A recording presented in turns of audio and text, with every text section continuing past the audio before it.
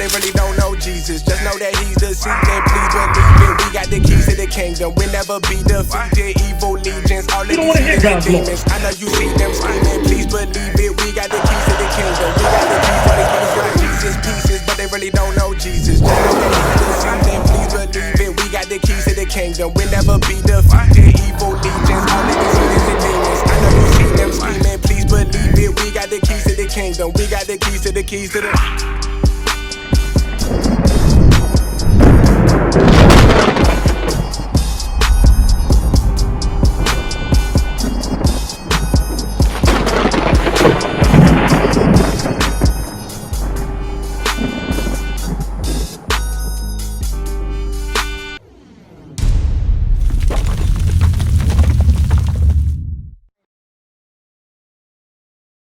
Right? Because we're talking about grace, right?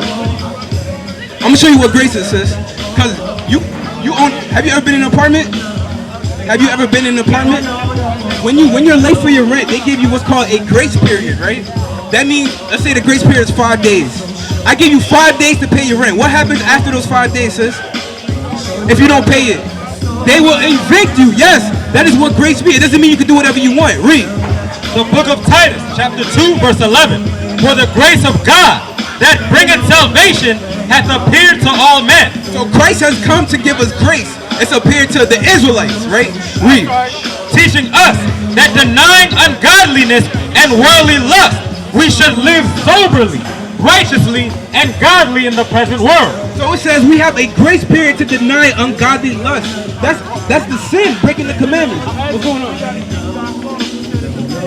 What does it depend on? What's your name, by the way? Teach you some? Listen up. Read it again. Because you said, do we have to keep God's laws? You said it depends, right? Is that because we're under grace? Teach us. All right, come over here. Yeah, go to Matthew 5. It says, pay attention to this. And I'm going to show you one more thing, right? Read it. The book of Matthew, chapter 5, verse 17. This is Jesus Christ speaking. You believe in Christ, right? Read. Think not that I am come to destroy the law. Christ says, don't think I came to destroy the law, right? Read. Or the prophets. I am not come to destroy, but to fulfill.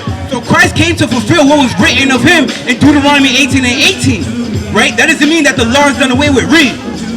For verily I say unto you, till heaven and earth pass, one jot or one tittle shall in no wise pass from the law. Christ said, till heaven and earth disappear, nothing shall go away from this law. If I look in the sky, I can clearly see the heavens up there. I'm standing on the earth today.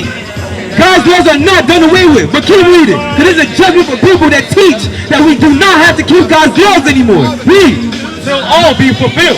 Whosoever therefore shall break one of these least commandments and shall teach men so. So, remember, he asked you the question, do we have to keep the law? You said it depends. No, Christ said we have to keep all of them. He's saying the man that teaches men that we don't have to keep all the laws, what's going to happen to him? He shall be called the least in the kingdom of heaven. Do you know what the least of the kingdom of heaven is? That's the lake of fire. We are going to live forever regardless.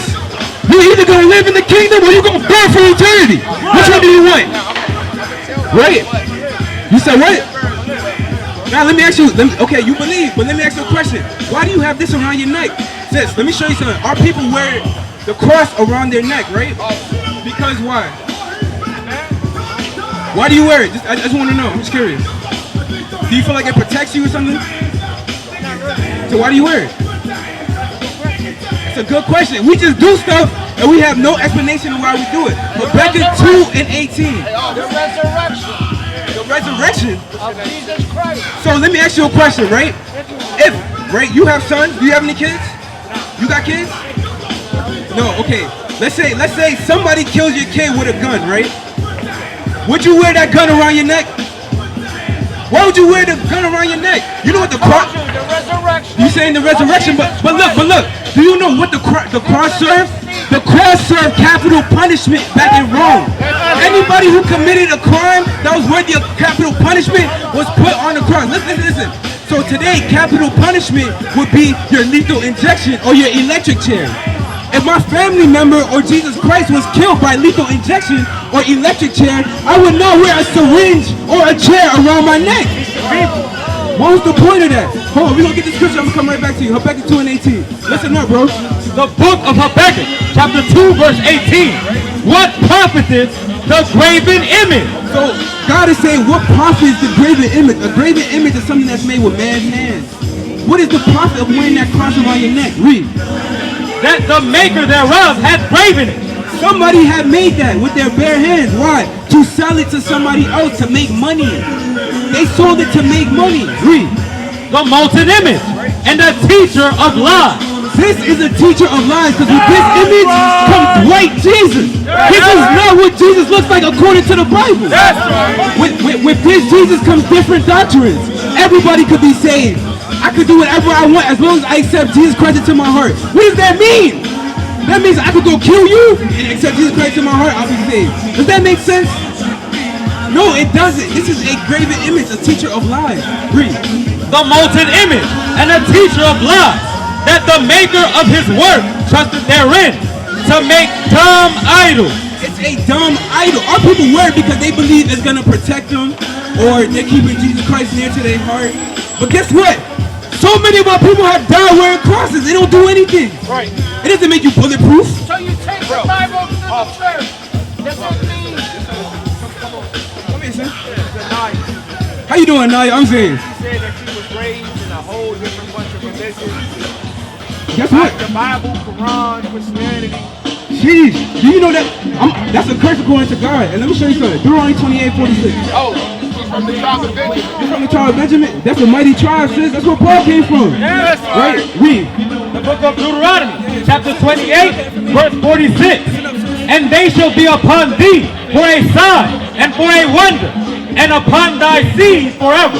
So God is speaking. What's up, bro? Let me show you something real quick. So God is speaking to the nation of Israel, the 12 tribes of Israel, right? So the brother over here said that you from the tribe of Benjamin, right? Because you consider yourself a West Indian black, whether that be Jamaican, Trinidadian. On these people, because we didn't listen to his commandments, right? Read it one more time. I want to show you something, sis. And they shall be upon thee for a sign and for a wonder, and upon thy seed forever. So it says for a sign and for a wonder. Like how can I tell this is the IMAX theater, sis? How can I tell this is the IMAX theater? Because of the sign. So when I read the curses and I look around in real life, I'll be able to identify who the Israelites are according to the Bible. Because it's a sign, right? Let's read one of the signs, 64. Verse 64, and the Lord shall scatter thee among all people. So God said he will scatter the 12 tribes of Israel, which is the blacks, Hispanics, and so-called Native Americans, all over the world. No matter where you go, you will find us in the slums, in the worst neighborhoods. You go to Russia, Ethiopia, even here in America, right? Hold on. Let me show you something. Read. From the one end of the earth, even unto the other. Right, everywhere. And there thou shalt serve other gods. There we're going to serve other gods because we had a true God that was walking with us. But guess what? Because we didn't keep his commandments, he left us. Read. Have you ever been to Jamaica, sis? She hasn't been to Jamaica. Ask her, are the slums in America the same as the slums? That's a good question. So, the slums in Jamaica, right? Are they the same as the ones in America? Like the hoods? How are they different?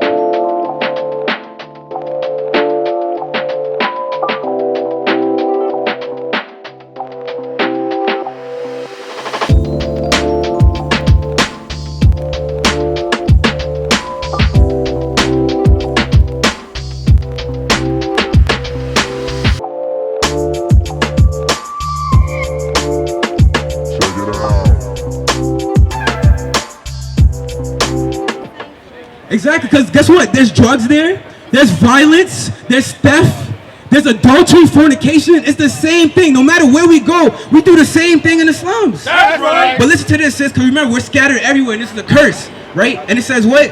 And the Lord shall scatter thee among all people, from the one end of the earth even unto the other. And there thou shalt serve other gods. So it says we will serve other gods. Like you said, you've been in Christianity, you've been in Islam, so on, religion. That's a curse from God, right? Read.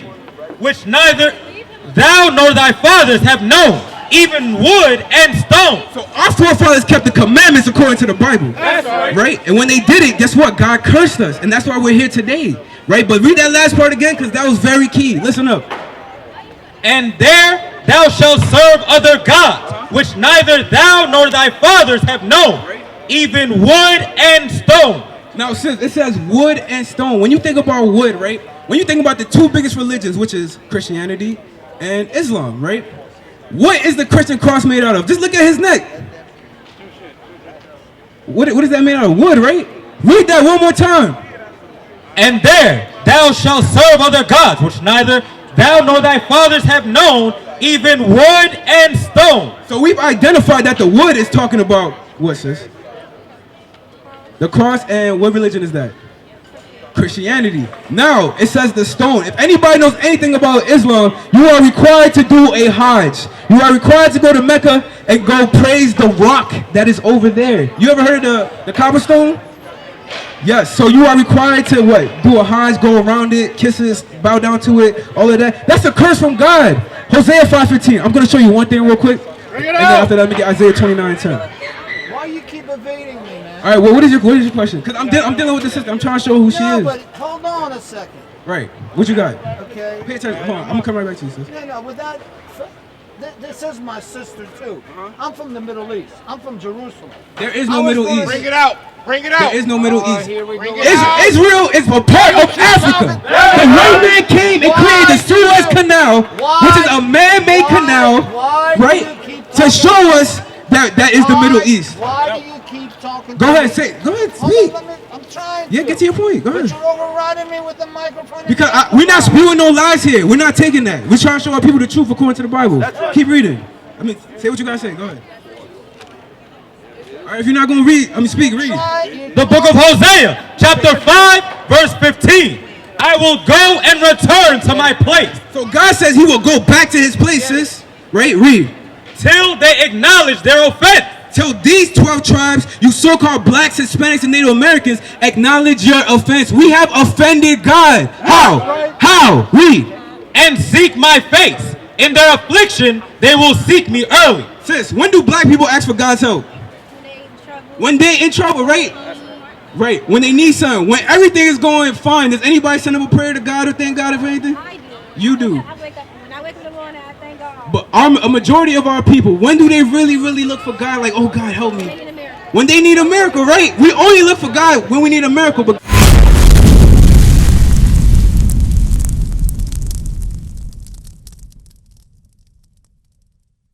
we used to scream black power while heroin was pushed. But at the end of the day, nothing's in vain. IUIC has been given a vision. The tents of Judah has risen. Many has attempted the mission, minor murmuring, omitting, and missing the mark. Just reading that he had the flame of fire in his eyes gave us the spark. We on Paul's mission. We out on the road, purple and gold, from Mexico, Cuba, Haiti, Ghana, Sierra Leone. 144,000 boots banging, concrete crackling. These are our men repented at heart. The scriptures is proof. IUIC, we deliver the truth.